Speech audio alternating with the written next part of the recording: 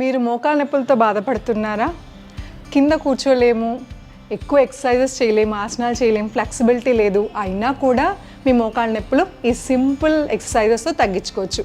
అది ఎలాగో చూద్దాం. నేను మీ Hima, advance yoga trainer and nutritionist. Welcome to I dreams.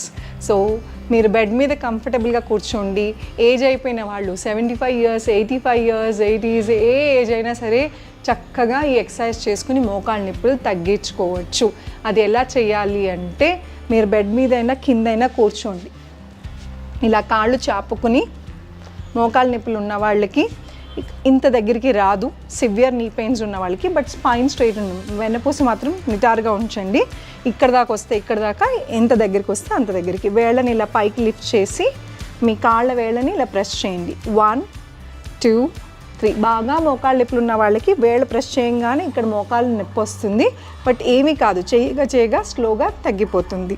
అలానే కుడి కాలుతో ఇలా కాలు ఫోల్డ్ చేసుకుని వేళ్ళని మాత్రమే ప్రెస్ చేయండి. ఇది ఎంత దగ్గర తీసుకొస్తే అంత ఎఫెక్టివ్గా పనిచేస్తుంది. కానీ బాగా మోకాలు నొప్పి ఎక్కువ ఉంది, మోకాలు గుజ్జు అరిగిపోయింది, లేకపోతే స్వెల్లింగ్ ఉంది అనుకున్న వాళ్ళకి కొంచెం దూరంలో పెట్టి కూడా చేయొచ్చు. కానీ ఇక్కడ మడాలు కిందే ఉండాలి, వేళ్ళు పైకి ఉండాలి. ఇలాగా కుడి కాలుతో ఒక 10 times స్టార్ట్ చేసి ఎడమ కాలుతో ఒక 10 సార్లు చేయండి. ఇలాగా పెంచుకుంటూ వెళ్ళండి. ఈరోజు 10 సార్లు చేస్తే రేపు 20 సార్లు. ఇలాగ స్లోగా పెంచుకుంటూ వెళ్తే మోకాళ్ళు స్ట్రెంగ్త్ పెరుగుతాయి. మోకాళ్ళ నొప్పులకి ఇది చాలా మంచి ఎక్సర్సైజ్. చూసారు కదా ఎంత సింపుల్గా ఉందో, కానీ అంతే ఎఫెక్టివ్గా పనిచేస్తుంది. రెండో ఎక్సర్సైజ్ చూద్దాం. దానికోసం డైరెక్ట్గా కూడా మనం చేసుకోవచ్చు. ఫస్ట్ మేము సింపుల్గా డైరెక్ట్గా ఎలా చేయాలో చూపిస్తాం.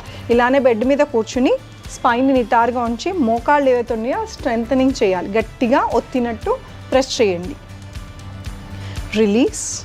ఇది ఎస్పెషల్లీ ఈ మోకాలు మధ్యలో ఇక్కడ గుజ్జు అరిగిపోతుంది కదా, అలాంటి వాళ్ళకి ఇది బాగా పనిచేస్తుంది. ఖచ్చితంగా రిలీఫ్ వస్తుంది. Tighten, release, tighten, release. Tighten గట్టిగా ఇలా బిగించినట్టు ఉండాలి. నొప్పి వస్తుంది బిగించినప్పుడు, ఎందుకంటే మీకు ఆల్రెడీ నొప్పి ఉంది కాబట్టి బిగించినప్పుడు కాసేపు నొప్పి వస్తుంది. కానీ తట్టుకొని చేయండి. ఇది మోకాళ్ళ సర్జరీస్ అయినా, యాక్సిడెంట్స్ అయినా, ఫిజియోథెరపీలో కూడా ఇవి ఎక్సర్సైజెస్ చేస్తారు. సో ఈ స్ట్రెంథనింగ్ వలన చాలా బాగా రిలీఫ్ వస్తుంది. అండ్ ఇంకా సివియర్గా ఉంది, టైటనింగ్ చేయలేము అనుకుంటున్న వాళ్ళు ఇలా టవల్ కానీ ఏదన్నా పిల్లో కానీ ఇలా రోల్ చేసుకుని మోకాలు కింద పెట్టుకుని చేయండి. మోకాళ్ళు టైటన్, ఒక కాలు తర్వాత ఇంకొక కాలు చేయొచ్చు. మీకు ఇబ్బందిగా ఉంటే కాళ్ళు టైటన్ చేసి రిలీజ్, మళ్ళీ అగైన్ టైటన్, రిలీజ్, టైటన్ చేసి కూడా ఒక 10 seconds ఆగండి. 1, 2, 3, 4, 5, 6, 7, 8, 9, 10. రిలీజ్, మళ్ళీ టైటన్. 10 seconds ఎక్కువ అవుతుందంటే 5 seconds. సో ఇది సింపుల్ ఎక్సర్సైజ్. ఇలాగే ఎడమ కాలుతో కూడా చేయండి. టైటన్, 10 కౌంట్ చేసింది, release, again Titan, release. So ఇలా చేస్తే ఖచ్చితంగా మీ మోకాళ్ళల్లో స్ట్రెంగ్త్ పెరుగుతుంది. అండ్ ఈ టైటన్ రిలీజ్ అప్పుడు మీ ఏదైతే పట్టు కోల్పోతుందో మోకాళ్ళ దగ్గర, ఆ పట్టు ఆ చుట్టూ ఉన్న మసిల్ స్ట్రెంగ్త్ పెరుగుతుంది. ఆ స్ట్రెంగ్త్ పెరిగినప్పుడు మీ మోకాళ్ళకి అది గ్రిప్ ఇస్తుంది, అంటే సపోర్ట్ చేస్తుంది. సో మీకు ఇలాగ సింపుల్ బెడ్ మీద పడుకుని ఎప్పుడు టైం దొరికితే అప్పుడు మీరు ఇలాగ కూర్చుని యోగా కోసమని ఒక అరగంట కూర్చుని కేటాయించి చేయాల్సిన అవసరం లేదు.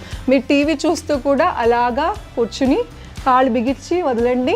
ఖచ్చితంగా మీ నడకలో తేడా వస్తుంది, నొప్పి కూడా తగ్గుతుంది. ఈ ఎక్సర్సైజ్తో పాటు ఇంకొక ఎక్సర్సైజ్ ఉందండి. అది కూడా మోకాళ్ళని మనం ఎంతవరకు వీలైతే అంతవరకు మన దగ్గర తెచ్చుకుని ప్రెస్. Next leg. ఇందాక టోస్ ప్రెస్ చేసాం, ఇది జస్ట్ ఇప్పుడు మనం దగ్గర తెచ్చుకుని కాసేపు అలాగ ఉంచుతున్నాం. ఎందుకంటే ఈ ఎక్సర్సైజ్ అప్పుడు చాలామంది మోకాళ్ళ నొప్పులప్పుడు ఏం చేస్తారు, నొప్పి వస్తుందని కాల్ని ఇలా పెట్టేసి ఉంచేస్తాం. సో ఇది ఇలాగే అలవాటైపోయి బీసికిపోతుంటాయి ఎక్కడికక్కడ. మళ్ళీ మనం కాలు మడవాలంటే కష్టం, నడవాలంటే కూడా కష్టం.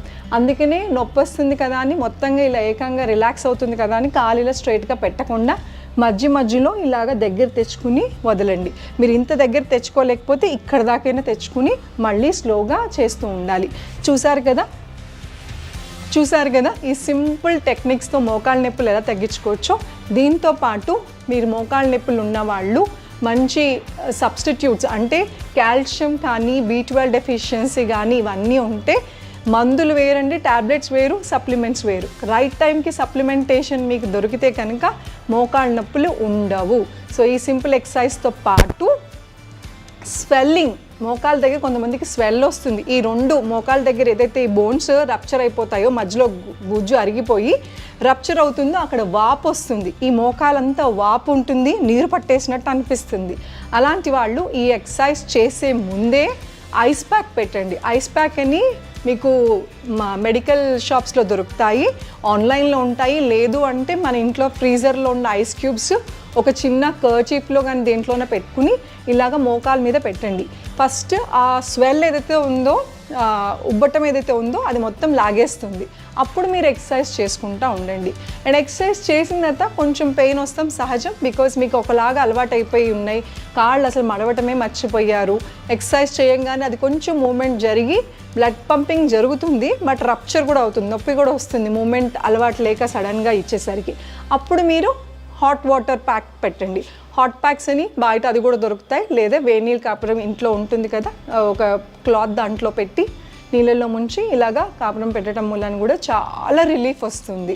సో ఈ hot pack therapy, ice pack థెరపీతో పాటు ఈ ఎక్సర్సైజెస్, సింపుల్ ఎక్సర్సైజెస్, ఇది ఎస్పెషల్లీ ఎవరైతే కింద కూర్చోలేరు, నడవెళ్ళటం కూడా కష్టమైపోతుంది, ఏజ్డ్ అయిపోయిన వాళ్ళు, ఇలాంటి వాళ్ళకి చాలా సింపుల్గా చేసే ఒక సింపుల్ టెక్నిక్స్, ఇంట్లో చేసే ఈ సింపుల్ టెక్నిక్స్. ఐ హోప్ మీకు ఇది నచ్చింది అనుకుంటా. ఈ కాళ్ళ నొప్పులు ఈ ఎక్సర్సైజెస్తో మీరు తగ్గించుకోవాలని మేము కోరుకుంటూ, thank you so much. Me Hima. Me online classes, yoga classes కోసం మీరు కింద స్క్రోల్ అవుతున్న నెంబర్కి కాంటాక్ట్ చేయొచ్చు.